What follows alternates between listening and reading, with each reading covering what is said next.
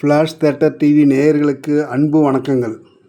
பிரதிபலன் பாராமல் சமூக சேவைகள் பல செய்து ரொம்பவும் பேசப்படுபவர் விஜய் டிவியில் கலக்கப்போவது யார் மூலம் பாப்புலரான கேபிஒய் பாலா. சின்ன சின்ன காமெடி கேரக்டரில் நடித்து வந்தவர் தனது ஹீரோ ஆக வேண்டும் என்கிற ஆசையை ஒரு மேடையில் தெரிவித்திருந்தார். அதனைத் தொடர்ந்து நடிகர் ராகவா லாரன்ஸ் ஒரு நிகழ்ச்சியில் பாலாவின் சமூக தொண்டை பாராட்டிவிட்டு பாலாவை நான் ஹீரோ ஆக்குறேன் என்று சொல்லியிருந்தார். ஆனால் அவர் சொன்னது நடக்க தாமதமானதால் பாலாவுக்கு வந்த வேறு வாய்ப்பான காந்தி கண்ணாடி மூலம் ஹீரோ ஆகின்ற வாய்ப்பை பயன்படுத்தி கொண்டார். அது எந்த அளவுக்கு வெற்றி பெறும், பாலாவுக்கு அது சரியான படமா என்பதை விமர்சனமாக இப்போது பார்க்கலாம். ஷெரீப் இயக்கத்தில் ஹீரோ கேரக்டரில் பாலா நடித்திருக்கிறார். ஆனால் கதையின் நாயகன் என்று பார்த்தால் காந்தி கேரக்டரில் நடித்திருக்கும் பாலாஜி சக்திவேல் தான். கதை என்னன்னு பார்த்தீங்கன்னா, ஈவெண்ட் மேனேஜ்மெண்ட் நடத்தும் தொழில் செய்து வருபவர் பாலா.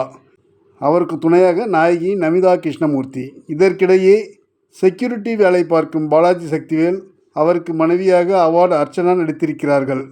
மனைவியும் கணவனும் ஏழ்மை நிலையிலும் ஒருவர் மீது ஒருவர் கொள்ளை பிரியத்தில் இருக்கின்றனர். தினந்தோறும் மனைவி கொடுத்தனுப்பும் சாதாரண புளி சாதம், லெமன் ரைஸ், தயிர் சாதத்தையே ஆகா ஓகோவென்று சக தொழிலாளியிடமும் மனைவியிடமும் ரொம்பவே பாராட்டுவார் காந்தி பாலாஜி சக்திவேல். ரமேஷ் கண்ணாவின் 60வது கல்யாணத்திற்கு போனபோது தனக்கும் 60 வயது ஆகிறது, 60வது கல்யாணம் பண்ணி மனைவி அர்ச்சனாவை சந்தோஷத்தில் மூழ்கடிக்க வேண்டும் என்று நினைக்கிறார் பாலாஜி சக்திவேல். ஈவெண்ட் மேனேஜ்மெண்ட் பாலாவை கான்டாக்ட் செய்கிறார். அவர் 52 லட்ச ரூபாய் செலவாகும் என்று எஸ்டிமேட் கொடுக்கிறார். அதனைத் தொடர்ந்து அவரால் தனது மனைவி அர்ச்சனாவை சந்தோஷப்படுத்த அவ்வளவு செலவு செய்து 60வது கல்யாணம் நடத்த முடிந்ததா?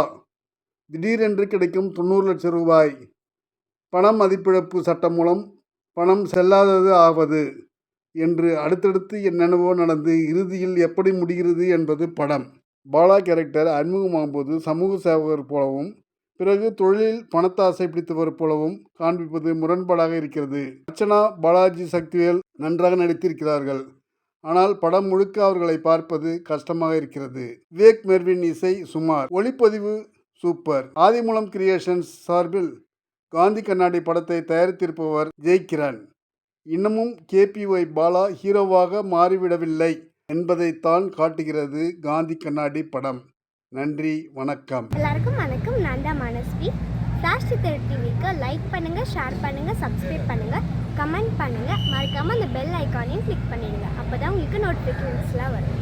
Thank you all. Bye bye.